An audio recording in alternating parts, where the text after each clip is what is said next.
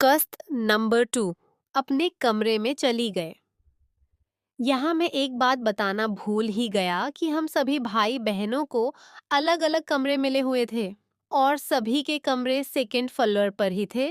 तो अम्मी मेरे पास आई और बोली, अम्मी बेटा और कितना तंग करेगा, अपने पापा को उनकी बात मान क्यों नहीं लेता, कहीं अच्छी सी जॉब ही देख ले या फिर सरकारी नौकरी की ही तैयारी कर।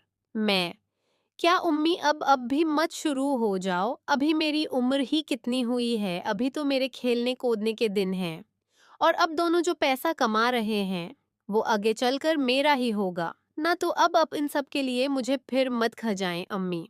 अम्मी थोड़ा नाराज होकर, बेटा मैं तो तेरे भले के लिए ही बोल रही हूँ, और तो है कि मेरी बात सुनता ही नहीं है। मैं उम्मी को नाराज देखकर, मैं, अच्छा हाँ, अब आप नाराज मत हूँ, मैं कुछ सोचता जूं इसके बारे में। अम्मी खुश होकर, तू सच बोल रहा है। मैं, हाँ उम्मी मैं सच बोल रहा हूँ। इसी तरह दिन गुजरते रहे, मेरी आदत में कोई सुधार नहीं आया।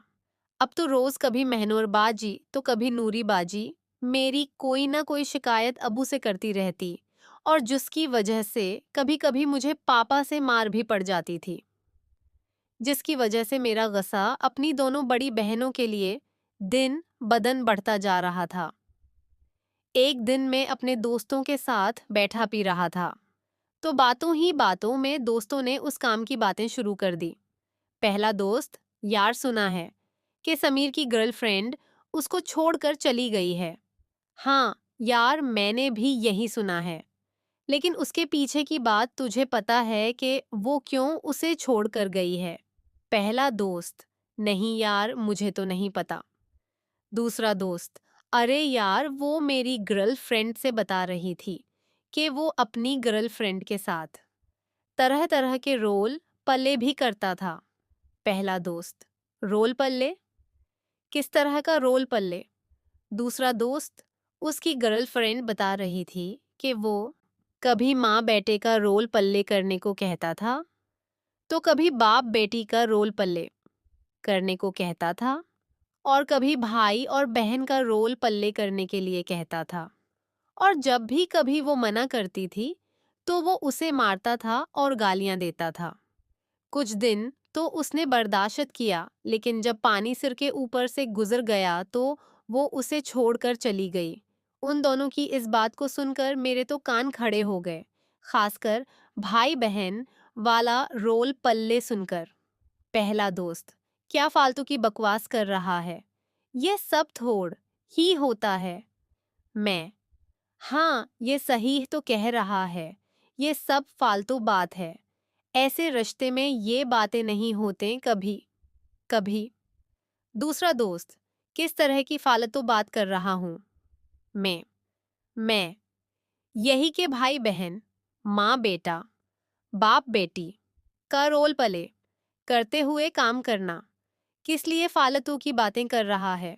पहला दोस्त, और नहीं तो क्या, ये सब फालतू की बातें ही तो हैं। दूसरा दोस्त, वो तो सिर्फ रोल पहले करने को कहता था, प्यार मोहब्बत करते वक्त। लेकिन बहुत से घर के रिश्ते ऐसे हैं जो आपस में प्यार मोहब्बत कर लिया करते हैं, काम का काम भी मिलता है और बात बाहर भी नहीं जाती। मैं, क्या बे देख रहा हूँ, तू कब से बक्के जा रहा है, चुप कर, बड़ा आया फालतू की बात करने वाला। दूसरा दोस्त, वो कि मैं सही कह रहा हूँ, तुझे मेरी बात का भरोसा नहीं है ना? मैं अगर सही बात करेगा तो ही भरोसा करूंगा ना, कब से देख रहा हूँ फालतू की बातें बोले जा रहा है। पहला दोस्त जो अब तक चुप बैठा था वो बोल पड़ा, वह कि उसकी तो आदत है बकवास करने की, जब देखो तब इसके दिमाग में इलटी सीधी बातें आती रहती हैं।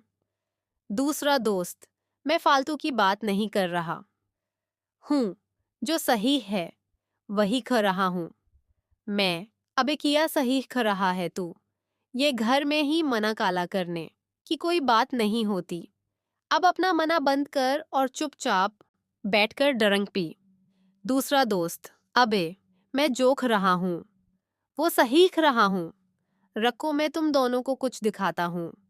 फिर दूसरे दोस्त ने अपने मोबाइल पर गूगल में कुछ सर्च किया और हम दोनों के सामने कर दिया। जैसे ही हम दोनों ने मोबाइल की स्क्रीन में देखा तो दोनों की आंखें फटी की फटी रह गईं, क्योंकि उसने जो सर्च किया था, जो पेज ओपन हुआ था, उसमें एक घरेलू कहानी थी। दूसरा दोस्त: अबे अब क्या हुआ? मैंने जो कहा था वो सही ही कहा था। ये नहीं। मैं: अबे ये कैसे हो सकता है? फिर दूसरे दोस्त ने इस पेज को आगे किया तो उसमें दूसरी स्टोरी थी। इसी तरह की उसने कई और स्टोरी पंच को ओपन करके दिखाई। सभी स्टोरीज घरेलू थी, जिसे देखने के बाद मेरा दिमाग सुन्न हो गया और सोचने समझने की शक्ति ही खो बैठा। अब मेरे जहन में मेरी बहनों को लेकर तरह तरह के अजीब अजीब ख्याल आ रहे थे। मेरा शराब का नशा ये सब देखकर गायब हो चुका था। तभी दूसरे दोस्त की आवाज से मैं चौंक गया और उसकी तरफ देखने लगा।